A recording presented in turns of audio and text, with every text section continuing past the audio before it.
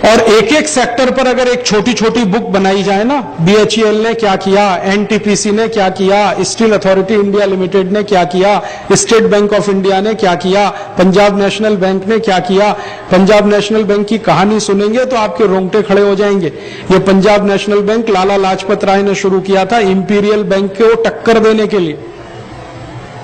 Imperial bank होता था अंग्रेजों का, तो सब भारतवासी अपने बैंक अकाउंट उसमें जमा करते थे।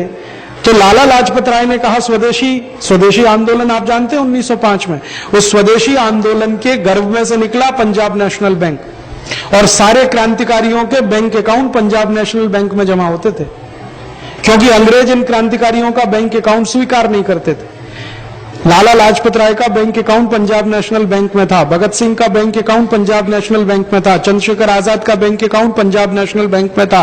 चंद्रशेखर आजाद की जो संस्था थी ना, हिंदुस्तान सोशलिस्ट रिपब्लिकन आर्मी, उसका bank account Punjab national bank में था, क्योंकि अंग्रेजी बैंक इनको स्वीकार नहीं करता था। तो अंग्रेजी बैंक को टक्कर देने के लिए और भारत के क्रांतिकारियों को जरूरत पड़े तो मदद देने के लिए लाला लाजपत राय ने शुरू कराया पंजाब नेशनल बैंक।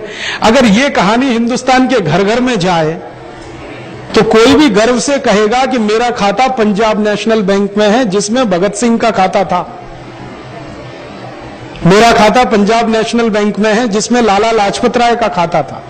मेरा खाता एक ऐसी बैंक में है जो भारत की आजादी के आंदोलन में मदद करने वाला बैंक रहा, पंजाब नेशनल बैंक। और कई बार तो ऐसा भी हुआ था कि पंजाब नेशनल बैंक के कर्मचारियों ने फंड्स इकट्ठे कर करके ये भगत सिंह ऊधम सिंह को दिए थे बम बनाने के लिए, पिस्तौल तमंचे चलाने के लिए, क्योंकि पैसे की जरूरत पड़ती थी। तो ऐसी बातें, साधारण बातों से लेकर विशेष बातें जो कुछ हुई हैं पिछले 10-12 वर्षों में पब्लिक सेक्टर के द्वारा, वो हम लोगों के सामने लाएं। अभी क्या होता है, एक साइडेड पिक्चर पूरे देश में प्रचारित किया जा रहा है, पब्लिक सेक्टर हरामखोर है, सफेद हाथी है, ये बर्बाद हो रहे हैं, बकवास कर रहे हैं। ये इसलिए कि इनको खत्म करने के लिए सरकार तैयार बैठी है। तो इस तरह का दुष्प्रचार हो जाए, लोग स्वीकार कर लें कि हाँ, और एक झूठ को बार बार बोलो, थोड़े दिन में सच लगने लगता है। आप रोज बोलो सफेद आती है, तो जनता मान ही लेगी कि हाँ है। तो फिर जिस दिन बंद होगा, जनता को कोई दुख नहीं होगा, और ये बेचारे अकेले मर जाएंगे, क्योंकि ये विरोध नहीं कर पाएंगे, अकेले उतनी दम नहीं। तो मेरा ऐसे मन में आता है कि हिंदुस्तान के साधारण लोगों को एजुकेट करने के लिए कम से कम पब्लिक सेक्टर के बारे में छोटी छोटी बातें, साधारण बातें पहुंचाई जाएं लोगों के पास। जैसे आज हिंदुस्तान में 76,000 मेगावाट बिजली बन रही है। आजादी मिली थी तो मुश्किल से 6,000 मेगावाट बिजली बनती थी, वो भी मुश्किल से। तो ये 76,000 मेगावाट बिजली किसने दिया इस देश को बनाकर? अमेरिका की कंपनी ने, इंग्लैंड की कंपनी ने, भारत की कंपनी ने, NTPC या स्टेट की जो पावर कंपनियां हैं राज्यों की, उन्होंने दिया। और 1 लाख मेगावाट की कैपेसिटी है, 2-3 साल में आ जाएगा वहां तक, वो भी उन्होंने दिया। एनरॉन एक विदेशी कंपनी आया था, 1 मेगावाट अभी तक हिंदुस्तान को नहीं दे पाया। इतने साल से तमाशा चल रहा, लोगों को ये मालूम होना चाहिए। ऐसे ही हिंदुस्तान के 3 लाख गांव में पीने के पानी की जो व्यवस्था आज तक हो पाई है, आप जानते हैं इसमें फंड्स किसके इस्तेमाल हुए हैं? LIC के, GIC के। गांव में पीने के पानी की व्यवस्था में LIC, GIC के पैसे का इस्तेमाल हुआ है, सरकार के पैसों से नहीं है, माने सरकार के बजट के खर्चे में से नहीं आए। ऐसे ही इतनी 14,000 किलोमीटर सड़कें हिंदुस्तान के पब्लिक सेक्टर के भारत सरकार को दिए गए मुनाफे में से 14,000 किलोमीटर की सड़कें बनी है। रेलवे का इतना बड़ा नेटवर्क बना है जो दुनिया में दूसरे नंबर का सबसे बड़ा नेटवर्क है। ये कहां से खड़ा हुआ है? कोई विदेशी कंपनी ने नहीं खड़ा किया, हिंदुस्तानी रेलवे ने खड़ा किया है। और आज उस रेलवे को गाली देके इस स्थिति में ला दिया है कि वो डिफेंसिव हो जाए, और डिफेंसिव होते चले जा रहे हैं बेचारे, और छटनी होती जा रही है, विद्रोह नहीं हो रहा पूरे देश में। तो ये बैंकों ने, बीमा कंपनियों ने, रेलवे ने, हमारे NTPC ने, हमारे तमाम दूसरे सेक्टर ने जो कुछ समाज के लिए किया है, इस पर अगर 1-1, 2-2 पन्ने का भी मटेरियल सेक्टर वाइज तैयार करें, छोटी बुकलेट बने, सरल भाषा में बने, गुजराती, मराठी, तमिल, तेलुगु में बने, स्लाइड्स बने, गांव-गांव जाकर उनको दिखाया जाए, तो ये बिल्कुल उलट जाएगा। जनता कहेगी अच्छा हमको तो मालूम ही नहीं था, हमको तो मालूम ही नहीं था, हमको तो मालूम ही नहीं था। जब मालूम होने लगेगा तो जनता को समझ में आएगा कि हरामखोर ये नेता हैं जो लगे हैं कौड़ी के भाव में पूरे देश की संपत्ति को बेचने के लिए। प्राइवेटाइजेशन के नाम पर ये क्या करने जा रहा है, मैं थोड़ी देर पहले आपको बताया। और WTO की कंडीशन में क्या करने जा रहे हैं। दिल्ली का एयरपोर्ट दुनिया का अकेला ऐसा एयरपोर्ट है जिसके पास 6000 एकड़ जमीन है, किसी एयरपोर्ट के पास नहीं। दुनिया का सबसे बड़ा एयरपोर्ट है सऊदी अरब में, जिद्दाह में, उनके पास भी इतनी जमीन नहीं। सिंगापुर के पास नहीं, अमेरिका के किसी एयरपोर्ट के पास इतनी जमीन नहीं। 6000 एकड़ जमीन है उनके पास, और उस पूरे एयरपोर्ट को प्राइवेटाइजेशन के नाम पर 1400 करोड़ रुपए में बेचने जा रहे हैं फ्रांस की एक कंपनी को। जबकि जिस स्थान पर यह दिल्ली का एयरपोर्ट है वहां 1 एकड़ जमीन की कीमत इस समय 20 करोड़ रुपए है। 1 एकड़ जमीन की कीमत 20 करोड़ रुपए, जहां पर यह एयरपोर्ट है गुड़गांव दिल्ली के बीच में।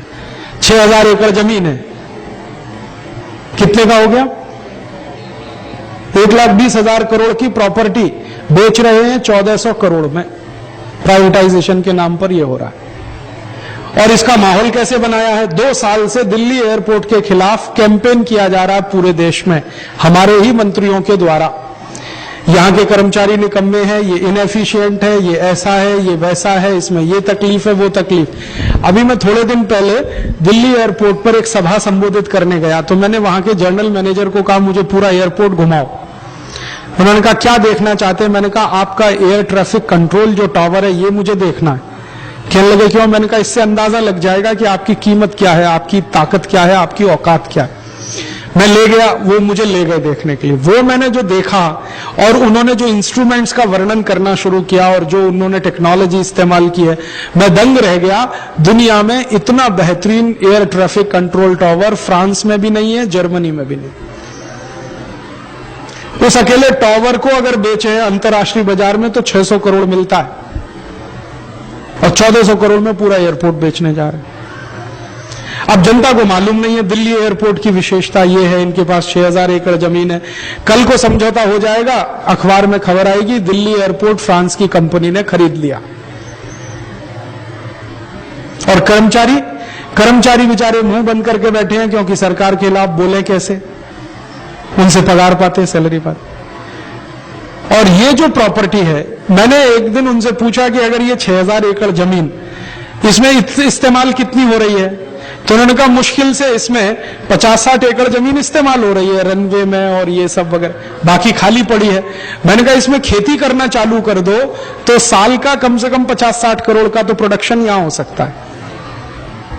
तो उन्होंने कहा राजीव भाई खेती तो छोड़ो, हम यहां गोल्फ क्लब बना दें और उसमें एंट्री फीस रख दें तो साल का 1400 करोड़ तो हम इसी से कमा के दे सकते हैं सरकार को, गोल्फ कोर्स बना के। क्योंकि जितनी विदेशी फ्लाइट आती है ना, इंटरनेशनल फ्लाइट रात को अक्सर आती हैं, उनमें कई बार ऐसा होता है कि एक एक दिन वो लोग ठहरते हैं, फिर दूसरी फ्लाइट पकड़ के वो गोल्फ खेलेंगे, फीस लगा दो, साल का 1400-1500 करोड़ इसी से आ सकता है।